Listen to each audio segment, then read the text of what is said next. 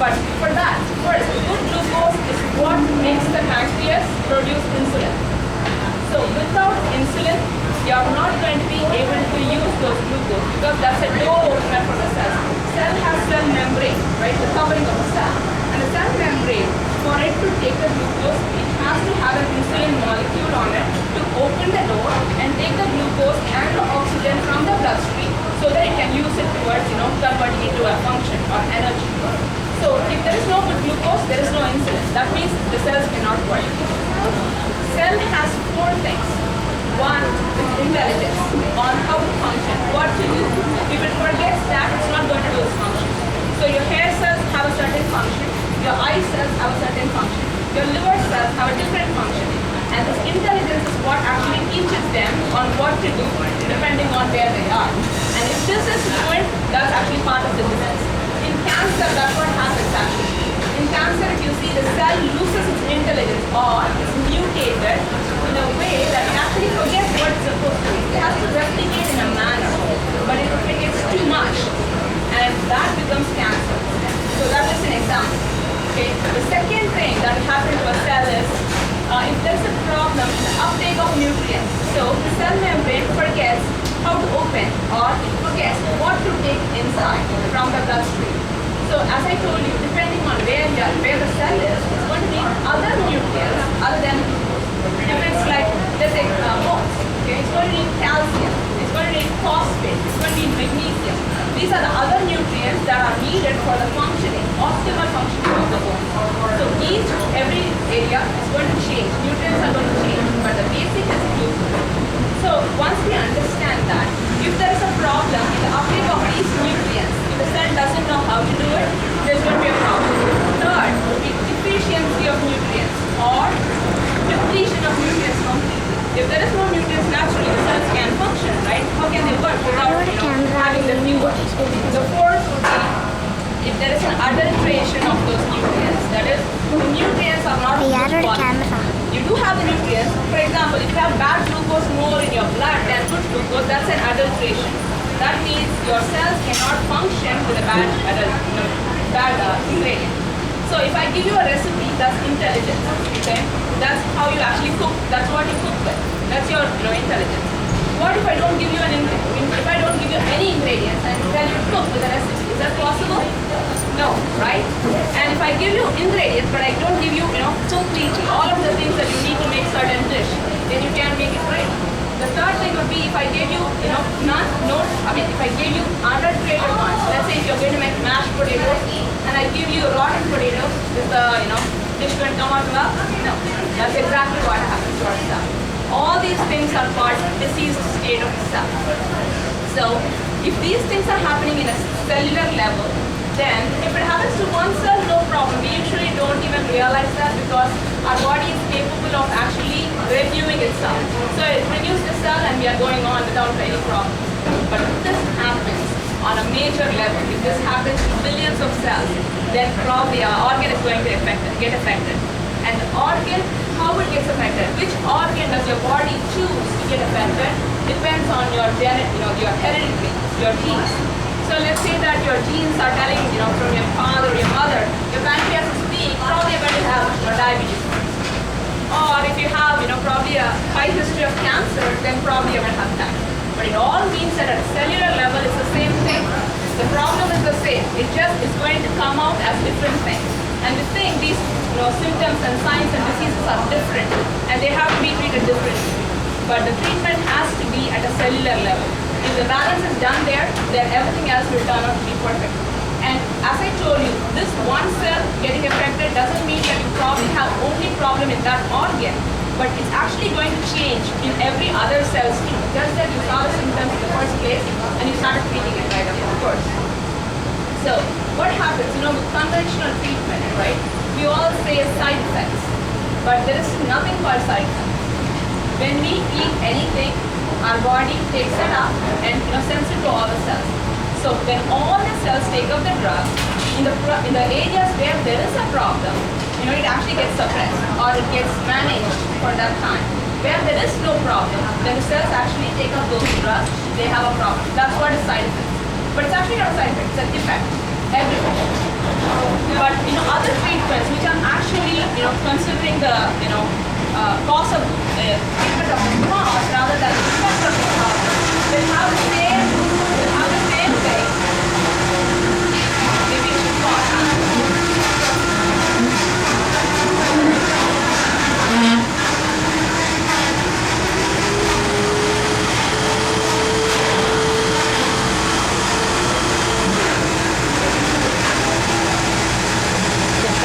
You all have the time to eat.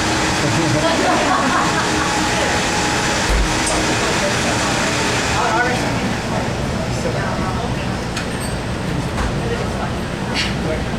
So, whenever another treatment which is actually targeted at a cellular level, but more so as to treat the cause of the problem, which is the cell's deficiency or cell's intelligence, will actually correct the problem at the cause, and so will actually get rid of the symptoms. So homeopathy is actually one of them. It actually works at a cellular level, where the treatment would be to balance that cell at each cell level. When that happens, the organ itself gets cured, not managed. So I'm actually not going to talk much about homeopathy today. I just want to talk about healing yourself naturally without the need for anything. Of course, homeopathy or any other treatment is just going to be a catalyst, and that's how any treatment should be. Treatment should start as really high-strength medicines and should actually start you towards cure, and then as you start getting better, your medicine should be withdrawn so that your body can take over and start doing what it's supposed to do. But most of the treatment now is not that way at all. The treatment is actually started slow, little by lower doses, and it keeps going higher and higher and higher until you die. So that's how medications are now, because there is no way to cure. It's only managing the symptom, and because we know only to manage, that's all we do. And you cannot manage something with a lower dose for a point of time, and then you have to go higher. But that's not how treatment should be. Treatment always should actually cure you and then let you go. And you have to start becoming healthy on your own, just to teach your body how to become healthy. Okay, so now we all know how to eat. You're all the raw food meat of fruit, so I think you all know what to eat, and that's the greatest thing. And so I'm actually not going to talk too much about raw foods here, because that's one thing that has been talked about and known. But that is 50% of the equation to stay healthy. If you want to stay healthy, you do want to eat foods that are really abundant in nutrition, easily digestible, and anti-inflammatory. I cannot enunciate that too much, because anti-inflammatory properties in your food, especially in the raw food, is so great that it can actually even help cancer. Because in cancer, there's a lot of inflammation going on, and if you are eating, processed foods or French fries, then it's probably just going to increase the inflammation more, and it's going to cause the replication of cells even more. So raw foods can really improve in that area a lot, and that's actually 50% of the equation. What is the other 50% of the equation? That's where our lifestyle and food habits come in from. Not just eating right, but also eating habits that are right. So what I want to tell you about that is, let's say that we are eating unhealthy foods, or foods that are not good for us, not wholesome. It's almost like us doing an oil change for our cars.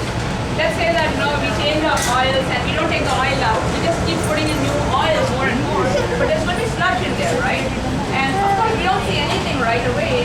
For a point of time you're doing okay, and we think, I didn't eat this and I'm okay still. But after a point of time, the engine starts sputtering, and then one day it fails. And that's when we actually start seeing the disease. Your body is capable of healing for quite some time, but it has a point where it's going to fail. So once we actually go into the habit of eating good foods, that's the best thing that you can do for yourself. How do you eat those good foods right, so you absorb the nutrition to the maximum, 100%. A lot of times, this is what happens. We do buy organic food, we do buy raw food, we do buy local food, we do all the best things that we can do for ourselves.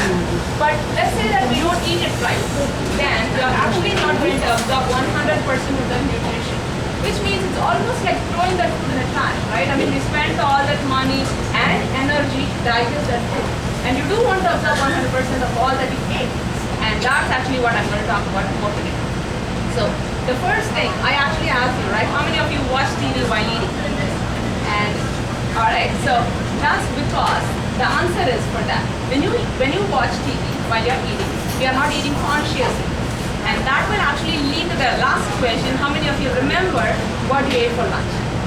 A lot of times we don't. We are actually involved in something, which means our brain doesn't even understand that you're eating. It's really that simple. If you watch a sad movie, you don't feel sad. Yeah, many of us cry, right? Watching a sad movie. And think about the same thing. If you're watching a news or something and you're stressed out about something that you watch, or even sad about some sad news that you saw, then your brain actually thinks that you're going through that sad emotion. It does not understand that you're eating. Now it's actually going to produce chemicals for that emotion that you're feeling. Or if you're stressed out, if you're actually watching Animal Planet and a cheetah is chasing a deer, you're going to think you're a deer or a cheetah. Whichever way, you're actually going to produce more adrenaline. Okay? And adrenaline is actually a fight or flight response. So if you're in that mode, your body is not ready for digesting the foods that you eat. If that is the case, how are you going to produce the digestive enzymes that are needed to actually digest those best foods that you eat? And without that digestion, without actually breaking down those foods, your body cannot absorb them into good glucose. So anything that you actually eat, even the best foods, can become bad if you're not eating them consciously. So if it becomes bad glucose, then it's actually no purpose at all of eating them, right? It would have been better if we starved ourselves actually, than actually converting them into something bad. So that's the first thing. You have to be eating conscious. That way you're not watching TV or you're not talking about eating, but just eat and eat. And you're being in that moment, looking at your food, smelling the food.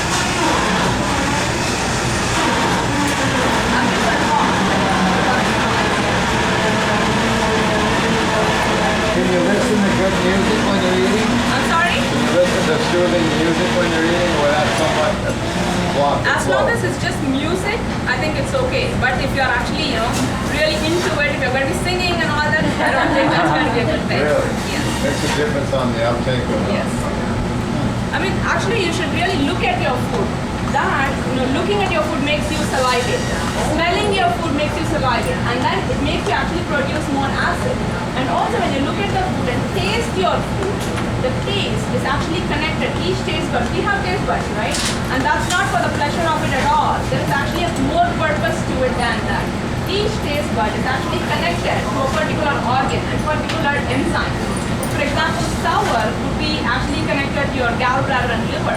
And that's how you produce bile. So if you're actually eating certain food, you actually produce more bile. So eating sugar, then you produce insulin. So it's connected to your pancreas and stomach. So when you actually taste that food as sweet, your brain actually receives that signal from your taste buds, sends that signal to your digestive system and says, this is the type of food that's coming in. So produce these enzymes so you can break them down so you can absorb them. But when we do not do that, I'm not sure about many of you, but me, before I knew this, I didn't even taste my food. I didn't even know what went inside. I'm like, oh, my plate is gone. Who ate it? It's almost like that. We don't taste each and every mouthful that we put in. We just eat for the sake of eating. But the thing is, we are actually living to eat. And by eating, we are living, right? And why not do that right? So that we can actually stay healthy all our lives. These are very, very simple things. I'm actually going back to the basics. I'm not talking about really big things. This is the foundation actually that we are built on. And if we do those things right, I think everything else will be in place. So when you eat like that, then you have no problems. You actually tasted it. Now you have all the digestive enzymes in place for those foods that are coming in. And once that is all in place, you can actually eat. But another thing that I would say here is, having a set time to eat is not a good thing because when you eat like that, your body is not ready for the food. It's actually probably digesting the meal before that. When it's doing that, you eat another meal. When it's not ready, it's actually throwing out the meal that's before that.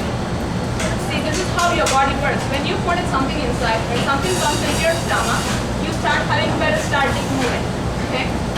And peristalsis means it's actually moving your intestines so that you can actually make way for the new food coming in. If that is the case, then whatever you ate before that, you could have actually eaten it perfectly. You could have, gotten the best meal possible, and you would have eaten it perfectly with everything. But if you eat another meal before you're hungry, you're actually throwing that out without being absorbed. Then you actually wasted 2 meals.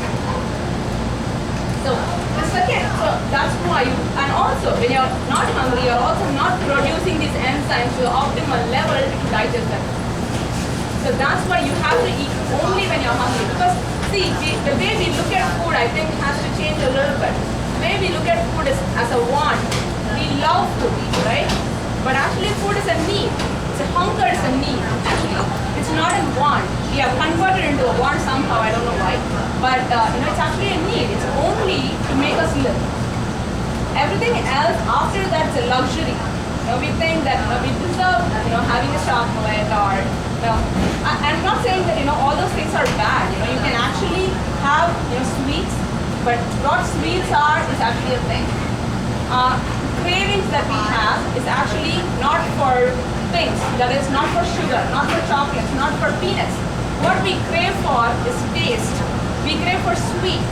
We do not crave for sugar. We crave for salt. We do not crave for peanuts. We crave for sour. We crave for bitter. So each craving, as I told you first, these cravings, these taste buds have a function. So for every organ that it's connected to, that's why you actually crave for those things. So craving those tastes is not a bad thing. Craving for things becomes a bad thing. So we'll have to actually understand, once we know this, every time you crave for something, you know that you're actually not craving for that thing, but you're craving for the taste of that. So you could probably have a healthier choice of that and get rid of the craving for that. And I actually want to talk about these things like taste and how taste really works. It's for another session because that itself will take an hour to talk about. So each taste is connected to a particular organ and how that works. So we'll talk about that in another session. For now, we'll actually continue with what I was talking about. So the third thing actually, a second thing would be to chew your food completely before you swallow. I don't know, there's a number, right? 38, 40? What is that? Anybody knows? I don't know the number. But whatever that number is, just chew your food, okay? Make it into a paste. I think that's the number. Whenever it becomes a paste, you can swallow it then. Because before you actually, when you do it without actually chewing, I'm just going to stop here. Just make it into my smile.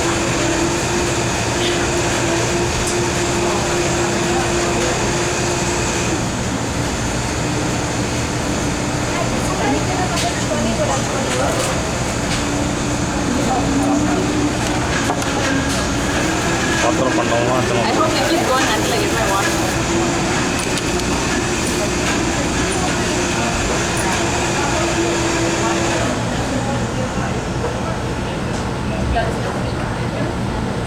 So, why do you have to chew?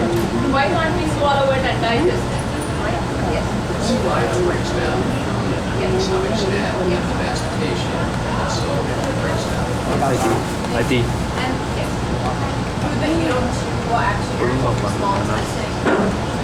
Yes. Yes. Perfect. Thank you so much. That's what it becomes. The foods, if you didn't hear what she was saying, the foods that you do not chew actually becomes toxins for you. It actually becomes toxins because it irritates your small intestine. People who have leaky gut is also one of the reasons for having that, not chewing the food enough. And also another thing to it is your acid in the stomach, right? We all have acid in our stomach. It's hydrochloric acid. And acid, it will break down things. So if you throw it on something, it's actually going to start, disintegrating. So if that is the case, if we eat huge chunks of food just like that, we gulp it down, what happens is your stomach can only use that acid to break down part of the foods that you eat. The rest of it is actually in big chunks are going to pass without being absorbed or digested. It cannot be broken down. It cannot be done anything. It will just pass through and it will irritate your stomach and it will become toxic.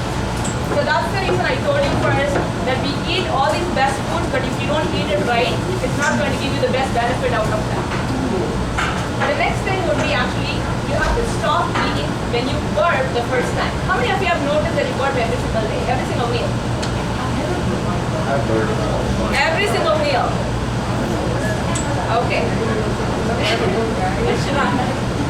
So yes, everybody burps every single meal. And if you haven't noticed it, that actually goes to saying that we don't eat conscious.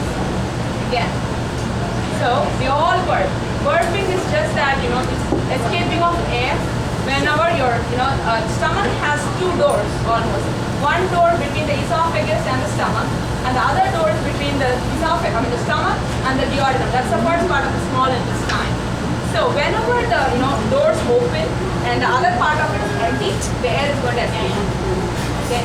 So when you burp, when you eat actually, you could actually burp first when you start eating.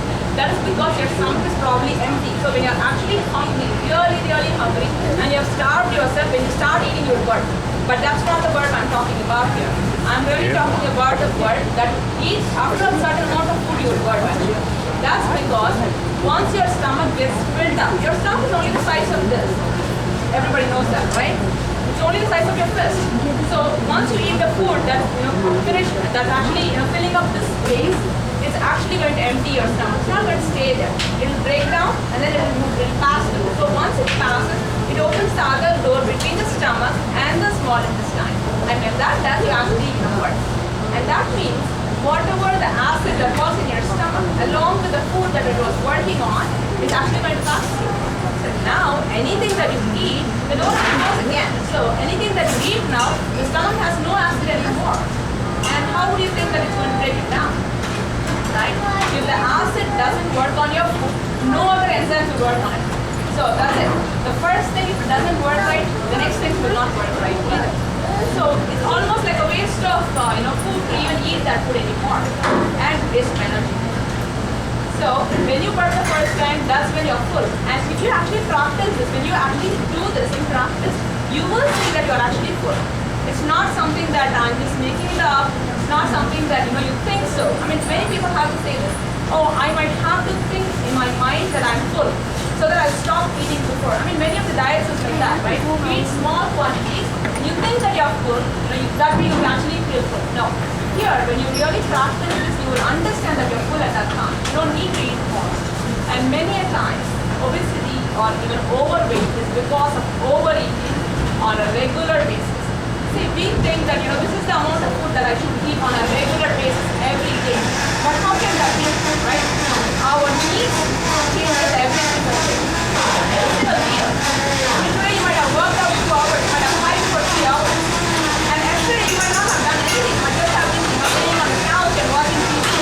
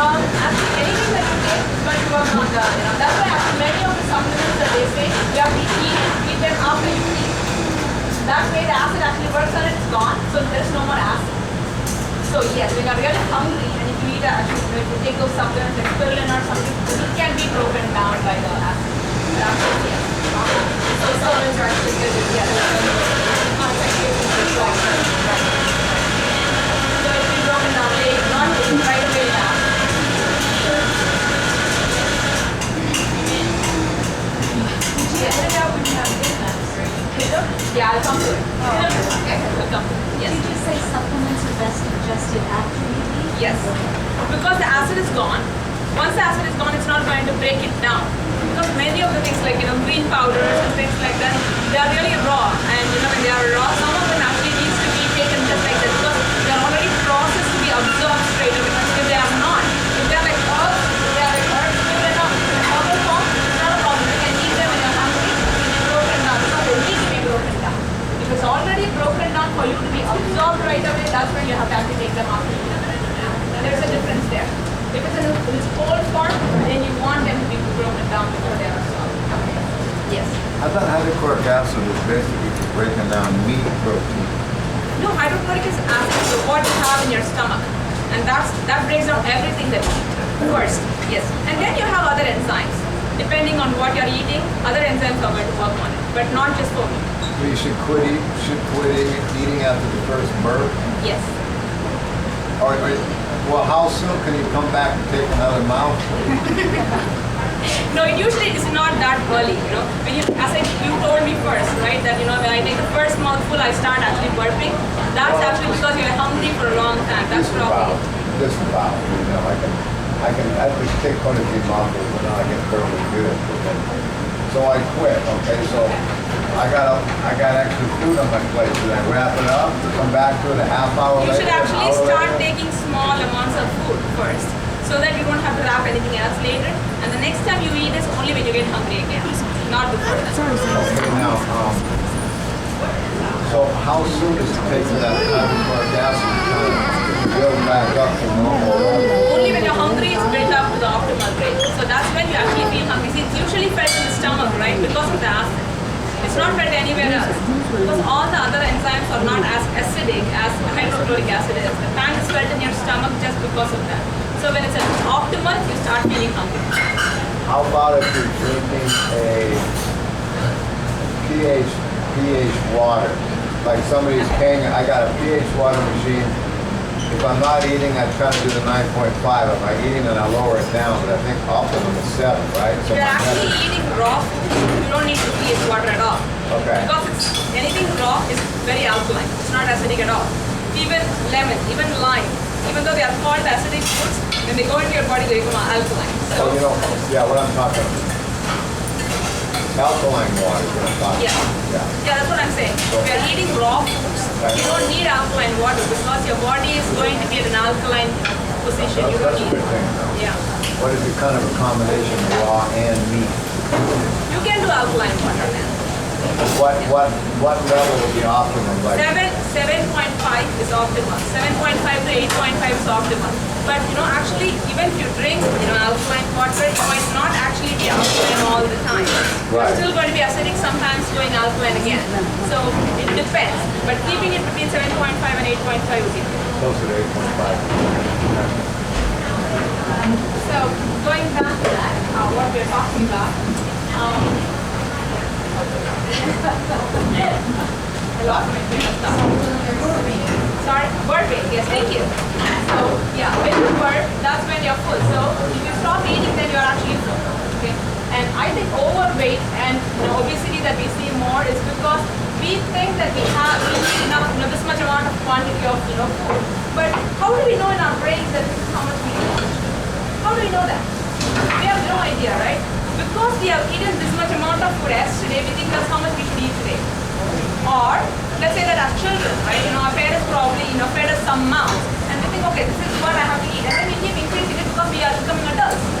And this is how we actually use our portion. We do not really listen to our body to know what our portion is. And that portion is actually told by your body. And that can change from day to day. It will not be exactly the same. Today, I might eat one full plate full, but tomorrow I might only eat half because I might not have spent any energy on doing anything else. Or if let's say that I actually have a problem, if I fell or if I'm actually having an infection, I might not need anything at that moment because my body is using all the energy towards that. And once I recover, I need more food because I have to compensate for that.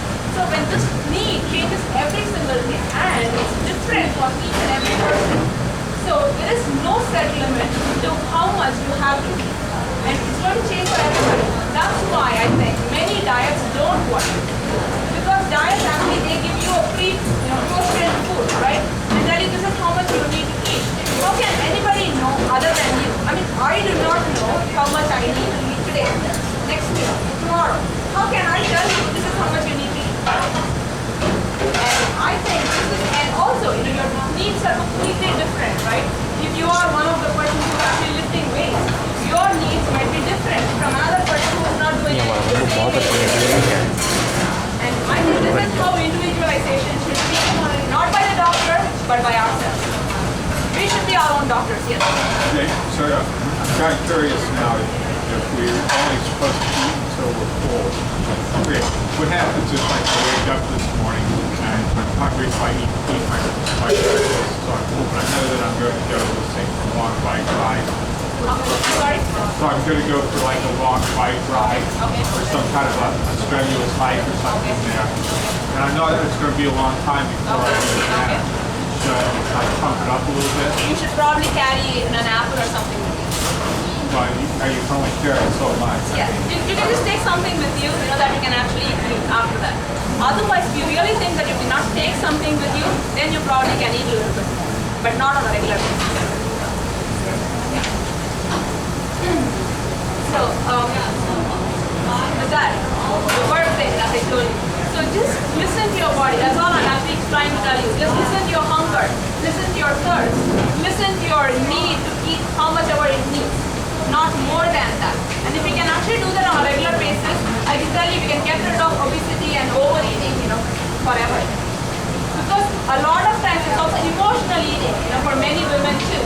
We all eat, think that, I'm, pretty, for me, I'm, thin and I need to eat more or something. But this is just an understanding. Why I'm actually even here to tell you this is, because of this reason. Once we know something, we cannot erase it in our minds. We cannot. We can eat it once, but the next time it's going to come and haunt you. And that's what I want you to have. I want you to have that idea in your brain that this is what it is. And whatever I'm doing here is emotional eating. I'm not eating for my needs, I'm eating for my wants. And once we keep doing that again and again and again, you will stop doing it after a point of time. Because your brain is actually reminding you again and again, not somebody else. When somebody else does it, we usually push them away. But when our brain does it, we usually don't. At least we listen to it after a point of time. So next, yes. Maybe you want to answer this later, but I just want to check. Can you tell me simply what the difference between producing bad glucose I'm going to come versus to good yes, glucose? yes, Okay. yes. We'll come to it, okay? Okay. So, now about that question actually, I'll answer that question now. So, all the things that I told you, when we don't do these things, eating consciously, watching TV and eating, and walking and eating, driving and eating, we do all these things, and eating when we're not hungry, and we eat more than what we need, okay, and not chewing the food enough. All these things actually make more bad glucose. They are not digested properly. Whatever is not broken down becomes bad glucose. And this bad glucose cannot be taken up by your cells. Okay? It cannot be used at all. It's just a waste. If you actually produce more good glucose, it's not a problem, because when you have more good glucose, your body converts that into glycogen. Glycogen is being stored into your muscles. Okay? And this good glucose can actually be taken as a reserve whenever you don't have food. So this good glucose to be stored, it's not a bad thing. Your body does it. You do store good glucose as glycogen. But if you actually produce more bad glucose, then your body is not going to be able to use it. And that becomes bad sugar. A lot of times people who are diabetic actually have more bad glucose in their blood. And that's why they need medication. When they have medications, what happens is your pancreas is very smart actually. So the thing about saying the pancreas is diseased in diabetes is not actually true. What's happening is your pancreas sees that there's a lot of bad glucose, it doesn't produce insulin for that bad glucose. It sees good glucose, it produces insulin for it, because that's the only thing that can be absorbed by cells. Why produce insulin for bad glucose? And now if it does, your cells are going to take up that bad glucose and it's going to ruin the cells. So that's the difference. And now we actually give medications for diabetic people. What happens is your pancreas is being squeezed to produce insulin even for bad glucose. And the problem, many times, it's not even because of the medications. The medications make your body absorb, your cells absorb bad glucose because insulin is being produced for them. And when they absorb that, your cells become bad, they become diseased. That's why you see so many problems in different regions. It's not just because of the medications, it's not just because of the sugar. It's because there's more insulin being produced for even the things that are not supposed to be taken by the cells. And that's where we see problems. So when we are actually, our body itself is very intelligent. It can do a lot of things. See, we eat, you eat one food, you eat another food, right? And let's say that you both are, type O positive, okay? You both produce type O positive. How is that possible? I mean, we can't do that in a lab, right? But with those foods, it can do that. produces every single hormone that you need. And if you're a woman, it produces estrogen, progesterone. If you're a man, it produces testosterone. And all of these things are produced if you eat right. If all these cells are given the nutrition that it needs, all the functions that it has to do perfectly do. I mean, as children, right? Children don't eat when they don't need. We actually force them to do those things. But by themselves, even newborns, they know when they're hungry, they cry, right? And when they're full, they stop. They don't feed after that. But we actually think that they have to be chubby or something and we feed them more sometimes. But by themselves, they have that intuition. They know when to eat, when to stop, and they're healthy. Only when we actually lose that idea of what to eat, where to eat, why to eat, and how to eat, we are lost completely. And I mean, even in children, right? Actually, even type 1 diabetes or something is because of a lot of things that the mother did, many of the medications that the mother took during the pregnancy. If everything was fine, most of the cases the child does not have type 1 diabetes. Yes. How about mixing foods such as fruits, which are body cleansers, with vegetables, which are body builders? How about mixing? It's okay. Okay. It's all right. Yes. Your body can actually break them down and absorb them without any problem. So it's okay. So mixing of even the root foods that grow on the ground, so all that. Okay. It's all okay. As long as it's natural, it's not a problem. When it becomes processed, your body has a hard time understanding it. When it's raw, it doesn't know what to do with it. How about when it's affected by GMO modification? Oh, that's not good. We have so many problems because of that. That's what I thought. Yes. So anything that we keep our hands on doesn't work anymore. Anything that the nature produces works well. It's pretty smart. Yes. That was where I was getting at it. I asked you definition of food. Definitely. Definition of food. Sorry? What is food? What is food is actually what is nature produced. Whatever nature produces is food. Whatever is edible to be eaten and that actually gives us something, some nutrition is food. But anything that we keep our hands on and cook and do things, that's some type of food. That's all. I don't think it cannot be called food per se. But okay. Now moving on to other things that So we talked about food a little bit, right? So there's a little bit more things that you have to know about lifestyle and even drinking water. Okay. Drinking water. I asked you this question, how many of you drink so much quantity of water in the morning first thing, right? And